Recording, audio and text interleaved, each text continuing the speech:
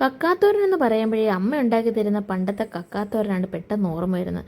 അതിന് വല്ലാത്തൊരു ടേസ്റ്റ് തന്നെയാണ്. ഇപ്പം വീട്ടിൽ പോയിട്ട് വന്നപ്പോഴത്തേനും അമ്മ പറഞ്ഞു, എന്നാൽ കുറച്ച് കക്കയുണ്ട്, ഇതും കൂടെ കൊണ്ടുവെക്കുമെന്ന്. പിന്നെ വേറെ ഒന്നും നോക്കിയില്ല, കക്കയും കൂടെ എടുത്തോണ്ട് ഞങ്ങളിങ്ങ് പോരുന്നു.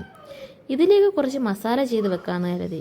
തോരൻ വെക്കുന്നതാണ് നല്ലതെങ്കിലും തോരന് വേണ്ടിയുള്ള കക്ക ഇല്ലാത്തത് കൊണ്ട് തന്നെ കുറച്ച് മഞ്ഞൾപ്പൊടി, മുളക് പൊടി, ഉപ്പ്, കായം, കുറച്ച് ഗരം മസാല ഇതെല്ലാം കൂടെ ചേർത്ത് നന്നായിട്ട് ഇളക്കി വയ്ക്കാം. ഇളക്കി വെച്ചിട്ട് കുറച്ച് വെളുത്തുള്ളിയും കുറച്ച് കറിവേപ്പിലയും കൂടെ ഒന്നും കൂടെ ഇട്ടിട്ട് നന്നായിട്ട് ഇളക്കി ഒരു 5 മിനിറ്റ് വെച്ചിരിക്കാം.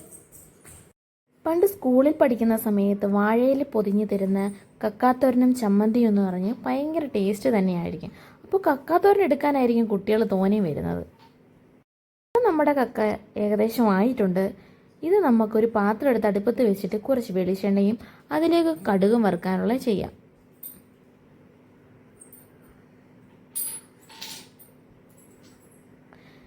കടുകിട്ട് കൊടുത്തു.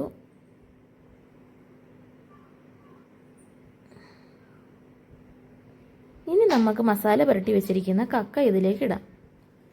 ഇതിടുമ്പോൾ പ്രത്യേകം ശ്രദ്ധിക്കണം, പൊട്ടിത്തെറിക്കാതെ നോക്കിക്കോണം. അടച്ചു വെച്ച് അഴുകി വേവിക്കുന്നതായിരിക്കും നല്ലത്.